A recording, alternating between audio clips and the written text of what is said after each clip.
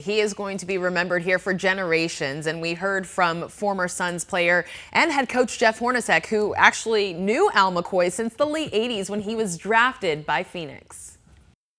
The biggest thing about Al, I think, is not just him as the announcer. He's not a very big guy, and that big, deep, booming voice comes out of him.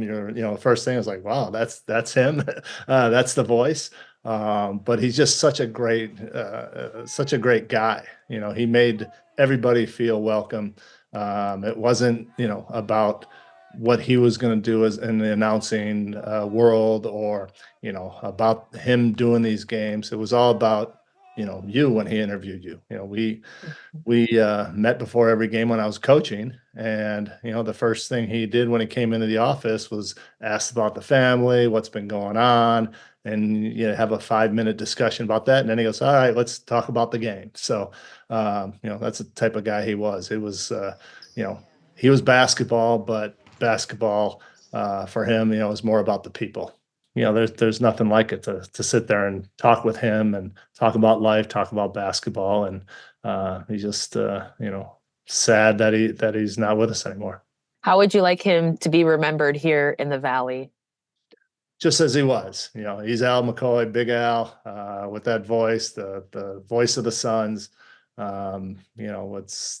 That's him. There's no other way to describe him in this Valley.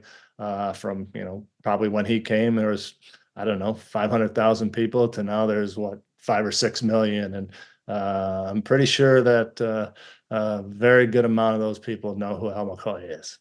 Yeah, I mean, even for you, he watched your family grow from being a player to becoming the coach and then becoming a friend. I mean, that's so special. It is, and there's not many people like that in this world.